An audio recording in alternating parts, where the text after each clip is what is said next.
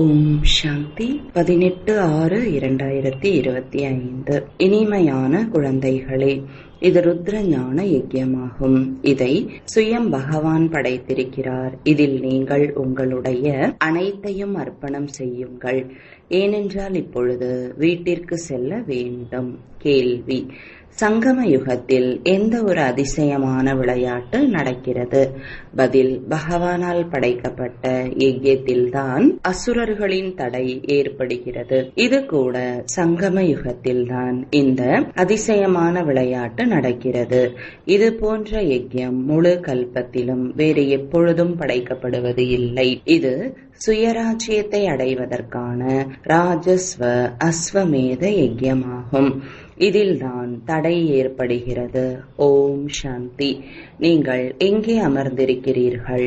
இதனை பள்ளி அல்லது பல்கலைக்கழகம் என்றும் சொல்லலாம். விஸ்வ வித்யாலயம். இந்த ஈஸ்வரிய வித்யாலயத்தின் கிளைகள் இருக்கின்றன. பாபா பெரியதிலும் பெரிய பல்கலைக்கழகத்தை திறந்திருக்கிறார். சாஸ்திரங்களில் ருத்ர ஞான யஜ்யம் என்று எழுதிவிட்டார்கள். இந்த சமயத்தில் சிவபாபா இந்த பாடசாலை அல்லது பல்கலைக்கழகத்தை திறந்திருக்கிறார் என்பதை குழந்தைகளாகிய நீங்கள் தெரிந்துள்ளீர்கள். உயர்ந்ததிலும் உயர்ந்த தந்தை கற்பிக்கிறார், பகவான் நமக்கு கற்பிக்கிறார் என்பது குழந்தைகளினுடைய புத்தியில் நினைவில் இருக்க வேண்டும். பகவானுடைய யஜ்யம் படைக்கப்பட்டு உள்ளது. இது பெயர் பெற்றதாகும்.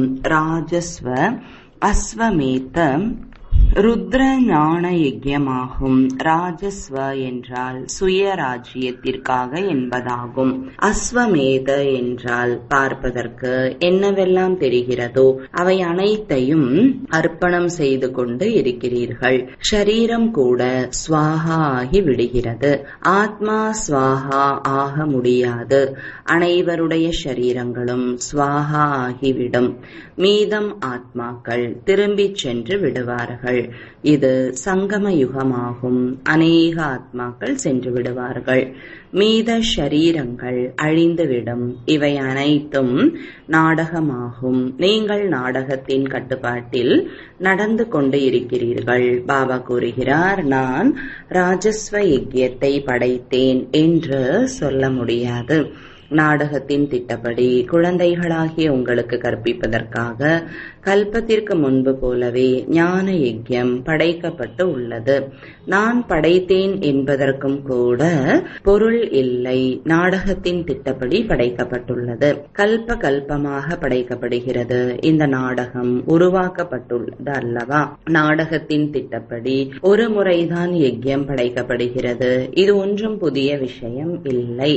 சரியாக 5000 ஆண்டுகளுக்கு முன்பு கூட சத்யுகம் இருந்தது.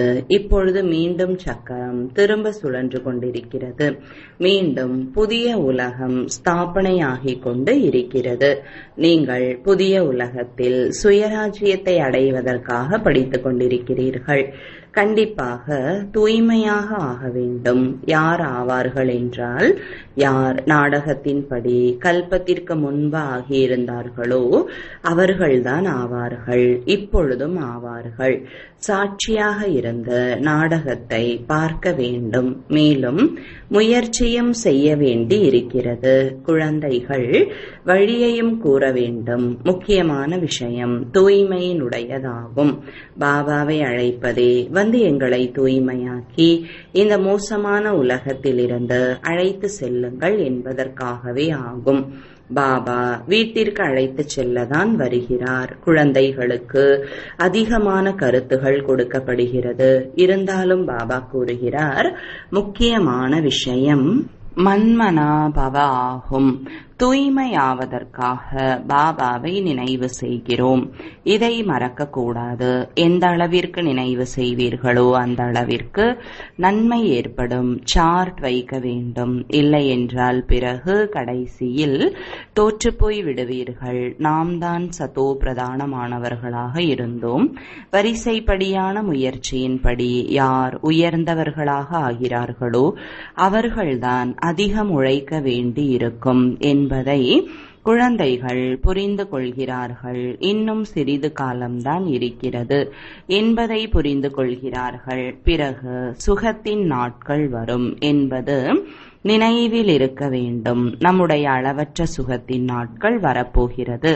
பாபா ஒரு முறைதான் வருகிறார். துக்கதாமத்தை அழித்து நம்முடைய சுகதாமத்திற்கு அழைத்து செல்கிறார். இப்பொழுது நாம் பிறகு தெய்வீக குடும்பத்திற்கு செல்வோம் என்பதை குழந்தைகளாகிய நீங்கள் இப்பொழுது தெரிந்துள்ளீர்கள்.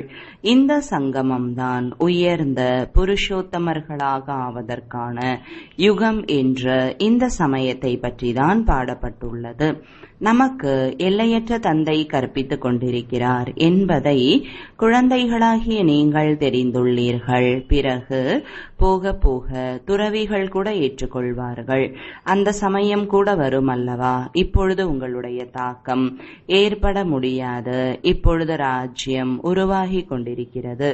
இன்னும் சிறிது சமயம் இருக்கிறது. கடைசியில் இந்த துறவிகள் போன்றவர்கள் கூட வந்து புரிந்து கொள்வார்கள். இந்த சிருஷ்டி சக்கரம் எப்படி சுழல்கிறது என்ற ஞானம் யாரிடத்திலும் இல்லை. தூய்மையில் எவ்வளவு தடைகள் வருகிறது என்பதையும் குழந்தைகள் தெரிந்துள்ளார்கள். அபலைகள் மீது கொடுமைகள் நடக்கிறது.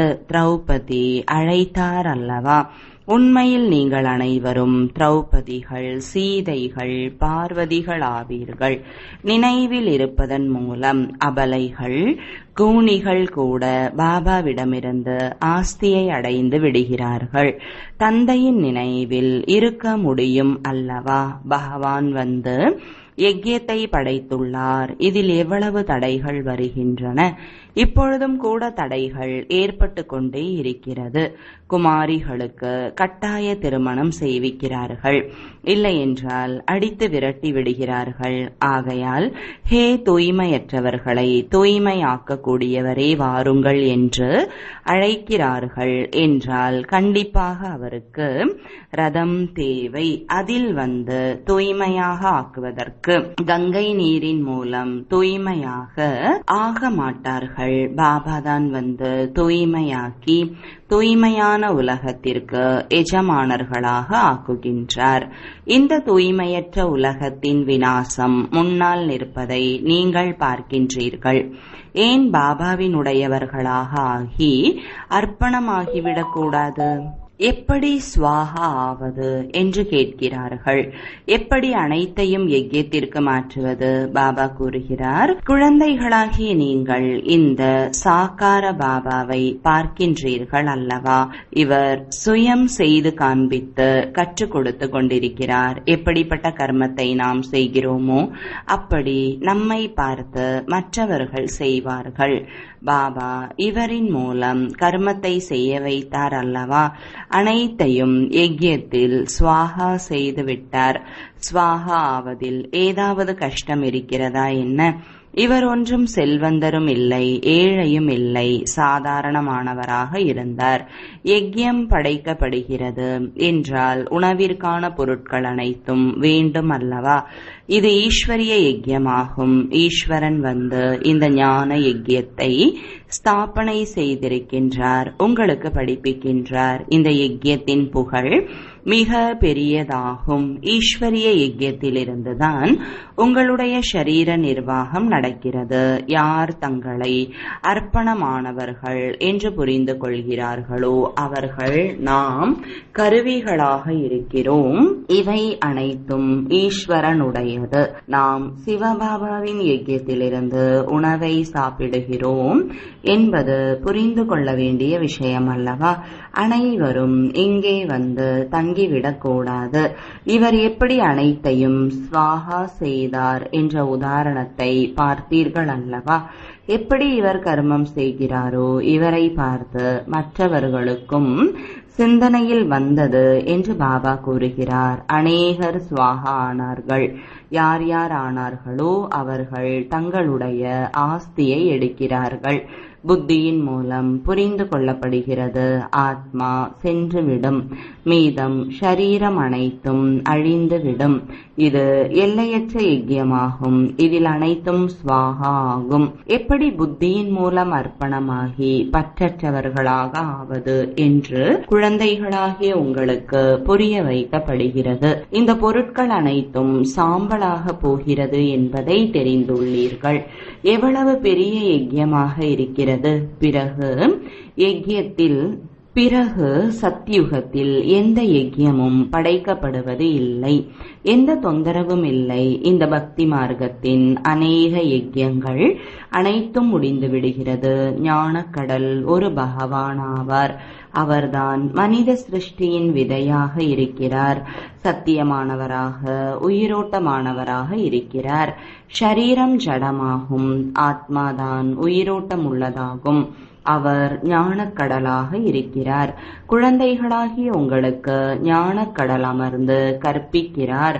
அவர்கள் வெறுமனே பாடிக்கொண்டிருக்கிறார்கள். ஆனால் பாபா உங்களுக்கு ஞானம் அனைத்தையும் சொல்லிக் கொண்டிருக்கிறார். ஞானம் ஒன்றும் அதிகமாக இல்லை. உலக நாடக சக்கரம் எவ்வாறு சுழல்கிறது என்பதை மட்டும் புரிந்து கொள்ள வேண்டும். இங்கே தந்தை அவரே உங்களுக்கு கற்பித்துக் கொண்டிருக்கிறார். சாதாரண உடலில் பிரவேசிக்கிறேன் என்று கூறுகிறார். பாக்ய ரதம் கூட புகழ் பெற்றதாக இருக்கிறது. பாபா கண்டிப்பாக மனித உடலில்தான் வருவார். அவருக்கு சிவன் என்ற ஒரே ஒரு பெயர்தான் இருந்து வருகிறது. மற்ற அனைவருடைய பெயரும் மாறுகிறது. இவருடைய பெயர் மாறுவது இல்லை. மற்றபடி பக்தியில் அநேக பெயர்களை வைத்து விட்டார்கள். இங்கே சிவ பாபா தான் இருக்கிறார். சிவன் நன்மை செய்பவர் என்று சொல்லப்படுகிறது. பகவான் தான் வந்து புதிய உலகமான சொர்க்கத்தை ஸ்தாபனை செய்கிறார். எனவே நன்மை செய்பவர்தான் அல்லவா பாரதத்தில் தான் ஸ்வர்க்கம் இருந்தது என்பதை நீங்கள் தெரிந்துள்ளீர்கள். இப்பொழுது நரகமாக இருக்கிறது. பிறகு கண்டிப்பாக சொர்க்கமாக ஆகும். இதனை புருஷோத்தம சங்கம யுகம் என்று சொல்லப்படுகிறது. இப்பொழுது பாபா படகோட்டியாக வந்து உங்களை இக்கரையில் இருந்து அக்கறைக்கு அழைத்து செல்கிறார். இது பழைய துக்கம் நிறைந்த உலகம். பிறகு நாடகத்தின்படி கண்டிப்பாக புதிய உலகமாக ஆகும். அதற்காகவே நீங்கள் இப்பொழுது முயற்சி செய்து கொண்டு இருக்கிறீர்கள். பாபாவின் நினைவுதான் அடிக்கடி மறந்து விடுகிறது. இதில்தான் உழைப்பு இருக்கிறது. மற்றபடி உங்களின் மூலம் என்ன பாவ கர்மம் நடந்ததோ அதனுடைய தண்டனை கர்ம வினையின் ரூபத்தில் அனுபவிக்கத்தான் வேண்டும். கர்ம வினையை கடைசி வரை அனுபவிக்கத்தான் வேண்டும். அதில் மன்னிப்பு கிடைக்க முடியாது. பாபா மன்னித்து விடுங்கள் என்பதும் கிடையாது. மன்னிப்பு எதுவும் கிடையாது. அனைத்தும் நாடகத்தின்படி நடக்கிறது. மன்னிப்பு போன்ற எதுவும் இல்லை. கணக்கு வழக்குகளை முடிக்கத்தான் வேண்டும். தமோ பிரதானத்திலிருந்து சதோ பிரதானமாக ஆக வேண்டும். அதற்கும் ஸ்ரீமத் கிடைக்கிறது. ஸ்ரீ ஸ்ரீ சிவபாபாவினுடைய ஸ்ரீமத்தின் மூலம் நீங்கள் உயர்ந்தவர்களாக தேவதைகளாக ஆகின்றீர்கள். உயர்ந்ததிலும் உயர்ந்த தந்தை உங்களை உயர்ந்தவர்களாக மாற்றுகிறார். நீங்கள் உயர்ந்தவர்களாக ஆகிக் கொண்டு இருக்கிறீர்கள். பாபா கல்ப கல்பமாக வந்து நமக்கு படிப்பு சொல்லி தருகிறார் என்ற நினைவு இப்பொழுது உங்களுக்கு வந்துள்ளது. அரை கல்பம் அந்த படிப்பின் பலன் கிடைக்கிறது. சிருஷ்டி சக்கரம் எப்படி சுழல்கிறது என்ற ஞானத்தின் அவசியம் இருப்பது இல்லை. கல்ப கல்பமாக ஒரே முறை வந்து இந்த சிருஷ்டி சக்கரம் எப்படி சுழல்கிறது என்று கூறுகிறார். உங்களுடைய வேலை படிப்பது மற்றும் தூய்மையாவதாகும். யோகத்தில் இருக்க வேண்டும். பாபாவினுடையவர்களாக ஆன பிறகு தூய்மையாக ஆகவில்லை என்றால் 100 மடங்கு தண்டனை கிடைக்கும். பெயர் கெட்டுவிடுகிறது. சத்குருவை நிந்தனை செய்பவர்கள் உயர்ந்த பதவியை அடைய முடியாது. இவர் யார் என்று மனிதர்களுக்கு தெரியவில்லை. சத்தியமான தந்தைதான் சத்குரு, சத்தியமான ஆசிரியராக இருப்பார் அல்லவா? அல்லவா? அவர்தான் உங்களுக்கு படிப்பு சொல்லித் தருகிறார். உண்மையான சத்குருவும் அவரே ஆவார். எப்படி பாபா ஞானக்கடலாக இருக்கிறாரோ அதுபோல நீங்களும் கூட ஞானக்கடல் அல்லவா? பாபா முழு ஞானத்தையும் கொடுத்து விட்டார். யார் எந்த அளவிற்கு கல்பத்திற்கு முன்பு தாரணை செய்தார்களோ அவ்வளவுதான் செய்வார்கள். முயற்சி செய்ய வேண்டும். கர்மம் செய்யாமல் யாரும் இருக்க முடியாது. எவ்வளவு ஹட்டயோகம் போன்றவைகளை செய்கிறார்கள், அதுவும் கர்மம் தானே. இது கூட வாழ்க்கைக்கான ஒரு தொழிலாகும். புகழ் கிடைக்கிறது, அதிகமான பணம் கிடைக்கிறது, நீரின் மீது நெருப்பின் மீது நடக்கிறார்கள், பறக்க மட்டும் முடியாது. அதற்கு பெட்ரோல் போன்றவை தேவை அல்லவா? ஆனால் இவற்றின் மூலம் எந்த பலனும் இல்லை, தூய்மையாக ஆவதே இல்லை. அறிவியலாளர்களுடைய போட்டி கூட இருக்கிறது. அவர்களுடையது அறிவியலின் போட்டி, உங்களுடையது அமைதியினுடையதாகும். அனைவரும் அமைதியை தான் வேண்டுகிறார்கள். பாபா கூறுகிறார், அமைதி உங்களுடைய சுய தர்மம். உங்களை ஆத்மா என்று புரிந்து கொள்ளுங்கள். உங்களுடைய வீடான சாந்தி தாமத்திற்கு செல்ல வேண்டும். இது துக்கதாமம். நாம் சாந்தி தாமத்திலிருந்து பிறகு சுகதாமத்திற்கு வருவோம். இந்த துக்கதாமம் அழிய வேண்டும். இதை நல்ல விதத்தில் தாரணை செய்து பிறகு மற்றவர்களை தாரணை செய்ய வைக்க வேண்டும். இன்னும் கொஞ்ச நாட்களே இருக்கிறது. அந்த படிப்பை படித்துவிட்டு பிறகு ஷரீர நிர்வாகத்திற்காக மண்டையை உடைத்து கொள்ள வேண்டி இருக்கிறது. அதிர்ஷ்டம் உடைய குழந்தைகள் நாம் எந்த படிப்பை படிக்க வேண்டும் என்று உடனே நிர்ணயம் செய்து விடுகிறார்கள். அந்த படிப்பின் மூலம் என்ன கிடைக்கிறது மற்றும் இந்த படிப்பின் மூலம் என்ன கிடைக்கிறது. இந்த படிப்பின் மூலம் 21 பிறவிகளுக்கு பலன் உருவாகிறது. எனவே நாம் எந்த படிப்பை படிக்க வேண்டும் என்ற சிந்தனை செய்ய வேண்டும். யார் எல்லையற்ற தந்தையிடமிருந்து ஆஸ்தியை அடைய வேண்டுமோ அவர்கள் எல்லையற்ற படிப்பை படிப்பதில் ஈடுபடுவார்கள். ஆனால் நாடகத்தின் திட்டப்படி யாருடைய அதிர்ஷ்டத்தில் ஆவது இல்லை என்றால் பிறகு அந்த படிப்பில் மூழ்கி விடுகிறார்கள். இந்த படிப்பை படிப்பது இல்லை, நேரம் இல்லை என்று சொல்கிறார்கள். எந்த ஞானம் நன்றாக இருக்கிறது என்று பாபா கேட்கிறார். அந்த படிப்பின் மூலம் என்ன கிடைக்கும் மற்றும் இதன் மூலம் என்ன கிடைக்கும்? உலகாய கல்வியின் மூலம் என்ன கிடைக்கும்? பாபா ஏதோ கொஞ்சம் சம்பாதிப்போம். இங்கே பகவான் படிப்பிக்கிறார். நாம் படித்துவிட்டு ராஜ்ய பதவியை அடைய வேண்டும் எனும்போது எந்த விஷயத்தில் அதிக கவனம் கொடுக்க வேண்டும்? பாபா அந்த படிப்பை படித்துவிட்டு பிறகு வருவோம் என்று சிலர் கூறுகிறார்கள். இவர்களுடைய பாக்கியத்தில் இல்லை என்று பாபா புரிந்து கொள்கிறார். என்ன நடக்கப் போகிறது என்பதை இன்னும் போக போகத்தான் பார்க்க வேண்டும். ஷரீரத்தின் மீது நம்பிக்கை இல்லை என்று புரிந்து கொள்கிறார்கள்.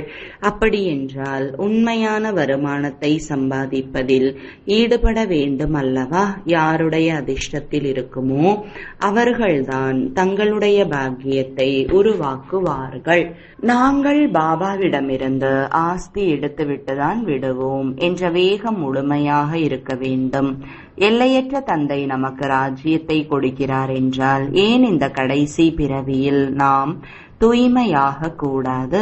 இவ்வளவு குழந்தைகள் இருக்கிறார்கள், தூய்மையாக இருக்கிறார்கள், பொய் கூறுவது இல்லை. அனைவரும் முயற்சி செய்து கொண்டு இருக்கிறார்கள், படித்து கொண்டிருக்கிறார்கள். இருந்தாலும் நம்புவதில்லை. எப்பொழுது பழைய உலகத்தை புதியதாக வேண்டுமோ அப்பொழுதுதான் பாபா வருகிறார். பழைய உலகத்தின் அழிவு முன்னால் நிற்கிறது. இது மிக தெளிவாக தெரிகிறது. நேரமும் அதே நேரம்தான். அநேக தர்மங்கள் இருக்கின்றன. சத்தியுகத்தில் ஒரு தர்மம் தான் இருந்தது. இது கூட உங்களுடைய புத்தியில் தான் இருக்கிறது. உங்களில் கூட சிலர் இன்னும் கூட நம்பிக்கையை மெதுவாக ஏற்படுத்திக் கொண்டே இருக்கிறார்கள். நம்பிக்கை கொள்வதற்கு நேரம் ஆகுமா என்ன? ஷரீரத்தின் மீது கூட ஏதும் நம்பிக்கை இருக்கிறதா என்ன? வாய்ப்பை கொஞ்சமும் இழந்துவிடக் கூடாது. யாருடைய அதிர்ஷ்டத்திலாவது இல்லை என்றால் கொஞ்சம் கூட புத்தியில் வருவது இல்லை. நல்லது. இனிமையிலும் இனிமையான காணாமல் போய் கண்டெடுக்கப்பட்ட செல்லமான குழந்தைகளுக்கு தாயும் தந்தையுமான பாப்தாதாவின் அன்பு நினைவுகளும் காலை வணக்கங்களும். ஆன்மீக குழந்தைகளுக்கு ஆன்மீக தந்தையின் வணக்கங்கள்.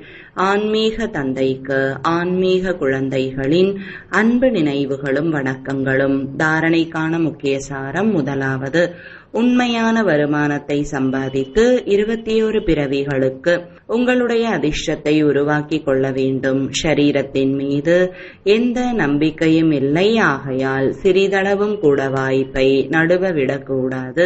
பற்றற்றவர்களாக ஆகி தங்களுடைய அனைத்தையும் ருத்ர யஜ்யத்தில் அர்ப்பணம் செய்துவிட வேண்டும். தங்களை அர்ப்பணித்து ஒரு பொறுப்பாளராக ஆகி பராமரிக்க வேண்டும். சாக்கார தந்தையை பின்பற்ற வேண்டும். வரதானம். ஈஸ்வரிய போதை மூலம் பழைய உலகை மறக்கக்கூடிய அனைத்து பிராப்திகளாலும் நிறைந்தவராகுக.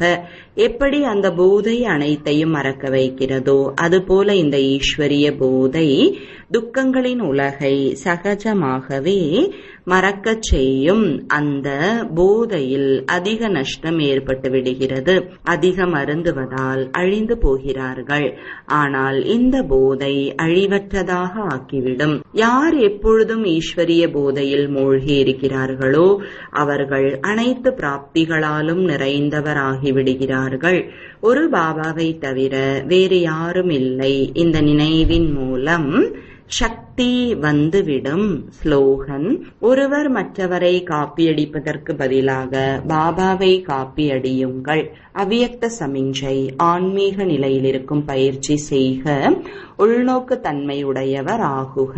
விளக்கம். உள்முக நோக்கில் இருப்பவர்கள்தான் ஒவ்வொரு ஞான ரத்தினத்தின் ஆழத்தில் போக முடியும். ஞானத்தின் ஒவ்வொரு கருத்துகளின் ரகசியம் என்ன மற்றும் எந்த சமயம் எந்த விதி மூலம் அதனை காரியத்தில் அல்லது சேவையில் ஈடுபடுத்த வேண்டும். இவ்விதமாக அதை பற்றி சிந்தனை செய்து அந்த ரகசியத்தின் ரசனையில் சென்று விடுங்கள். அப்பொழுது போதையை அனுபவம் செய்ய முடியும். ஓம் சாந்தி.